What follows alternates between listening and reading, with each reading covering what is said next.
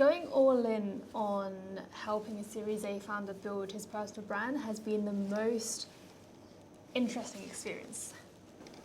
The amount of things to think about when it comes to building a personal brand is a lot. If you're someone who is looking to take it serious and to the next level. For example, today we were talking about just how much effort and energy goes into thinking about the visual hook, the small details that we want to add in to content that people wouldn't really think about. So for example, when it comes to making high engaging content, what I've noticed looking at other top creators create is that the beginning is always the high energy, high dopamine type style where, in the beginning you want to start it off with a bang. The hook is so important. The first 3 to 5 seconds of the video or the thumbnail of the content is key. And then you've got the rehook afterwards, which is also really important. That makes people decide, okay, am I going to stay? Am I going to go? Start with, if it's a text post, you have the text and you have the image. So for the text, you want to first think about the hook. The first sentence is key. You want to think about, is this sentence going to stop people from scrolling? Put yourself in the reader's position. Super busy, lots of work, maybe a CEO, maybe someone working at a company, only have a few minutes during lunch to scroll through stuff. Is that going to make someone stop and be like, ooh, what is this? I want to know more. Then you want to think about, okay, the rehook, the next 2 lines after your first sentence. Is that going to make someone go, oh, you know what? This is interesting. I want to continue to read and finish off what this person is saying. So always think about, number 1, the hook. Is this something that's going to stop someone from scrolling? Number 2, the rehook. Are the next 2 sentences going to make someone want to continue on reading afterwards? Of course, posts that come with a visual image or asset do better than pure just text posts, depending on the platform, but LinkedIn is usually that way. What I've realized, for example, there's a guy called Chris and Eric. Both of them have, I think, over 1 million on LinkedIn. They are very focused on infographics, frameworks, mental models. Can you extract your thinking and put it into a visual graphic that will help people easily understand how you think or how you do things? The other one is photos. Photos of yourself, photos of you and people, and when you share you and people, tag them so they can also like and share as well. Small things like coffee. If you're a massive coffee person, you might want to sip some coffee and talk. If it's a video, if it's an image, then there's so many different things. You could just hold the coffee and take a photo. You could just think and sip and take a photo. Or maybe you're not a coffee person and you've got a water bottle that you always use. Same thing, put it here. There's lots of these visual hooks that you could try to use. We just did a video and a photo with our office dog, which I'm sure it's going to do really well as well. Of course, phones, you scrolling, looking at your phone, taking a call, laptop, just typing, thinking, stuff like that. We're all humans at the end of the day. So what are the things that you could integrate within your visual asset that is what people relate to? So a post that we did, we had a cake and we had beer, and that one did really well. And I believe that's because you have, of course, food that gets people, ooh, what's this?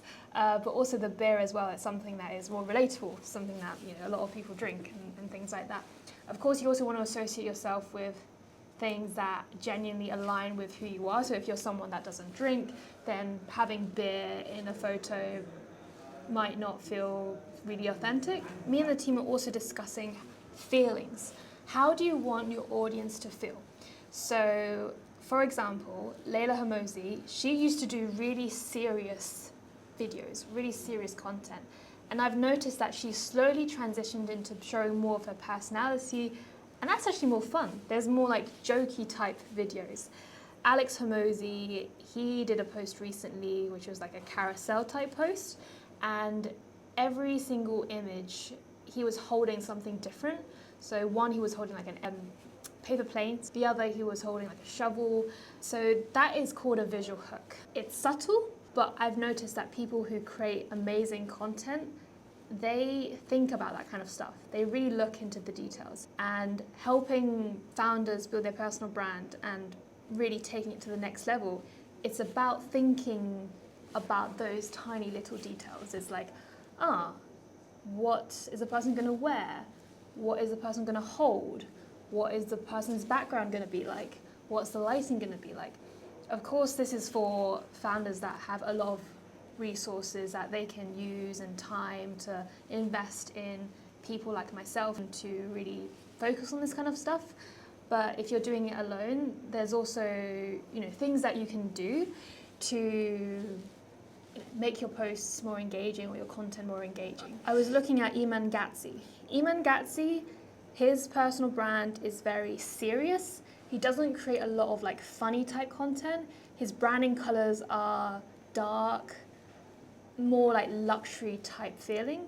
So he gives me a feeling where, okay, he's this young, successful guy that is very ambitious, very professional, and know what he's talking about. And then you've got people like Layla Hormozy, who, again, very professional, serious, knows what she's talking about, but she also has a fun side. She also has like, a soft side almost that not everyone gets to see, but she's slowly sharing it. And I think that creates a very nice balance of like seriousness, boss mode, but then also human side, relatability. 90%, I would say 100% of people like funny people. Like, I don't think anything can go wrong with being a little bit funny. I think humor goes a long way. Like we were just filming earlier and I said, don't have one cup of coffee, have two.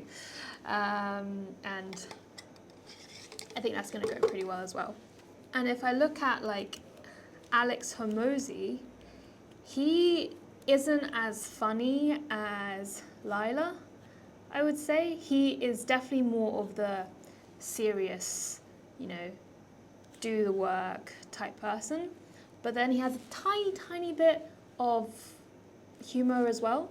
So he has like a highlight on Instagram where it's like never skip dessert, which is him just eating a lot of dessert. And that is him sprinkling his personality. What is the feeling that you want to create for your audience? And what are the small things you could add to your content, whether that be photos or videos, where you're holding something or you are doing something and you're also giving value and sharing content and things like that as well. Like for me, I am still on my own journey of building my personal brand, and what I've learned is that things take time. It's been around 2 months since I have started helping Roy create his personal brand, and it's been quite a journey of change.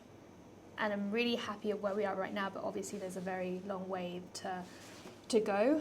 And we're trying to find out more of his style in terms of like what makes Roy, like how can we bring out more of him online and integrate that into what he wants to share, his mission, his values, his experience that he can share to the world, and also what do the audience want. And then with me, it's like right now, the stage that I'm at in my life is I don't care about being an expert. I am still very much in a process of understanding myself and realizing all the different skills that I have accumulated over the last 5 years, how best to leverage all of that. I'm someone that likes to just be me. I like to, sometimes I'm wearing just a jacket, gym clothes. Sometimes I want to dress up and be fancy. Sometimes I want to be really funny and just like make a joke of myself. Sometimes I want to talk more seriously. Sometimes I want people to know the human side of me and share parts of my life and kind of see you guys as my friends and journal. Sometimes I want to share what I've learned that I know I've spent a lot of time studying and testing and proving that it works. And I think a personal brand is all about integrating as much as possible about you. Sharing what hasn't gone right, sharing what has gone right, sharing just who you are, basically. And of course, everyone has different sides to them. I believe that people that are not afraid to share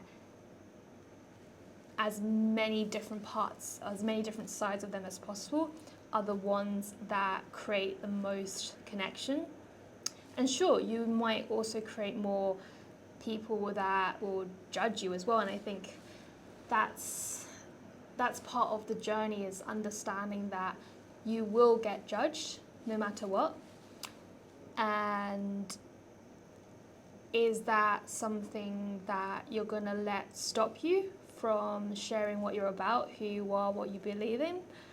Or are you going to intentionally shift a few things so that you can strategically position yourself as the type of person you want to be?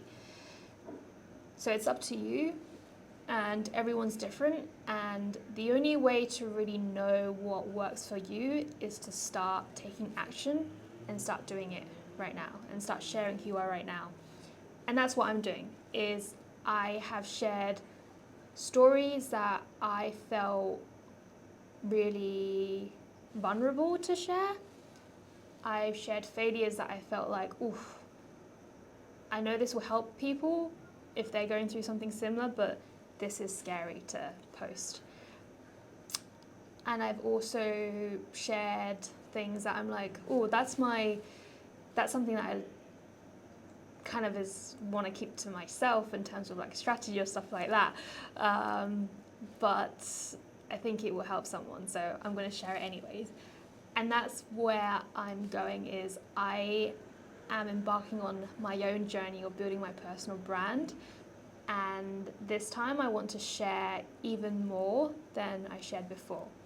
And that means sharing everything that I know when it comes to content, networking, events, like everything that I've learned over the last few years of building companies and scaling companies within working at a venture studio, building a venture studio, and sharing what is happening behind the scenes of me growing into the person that I want to be.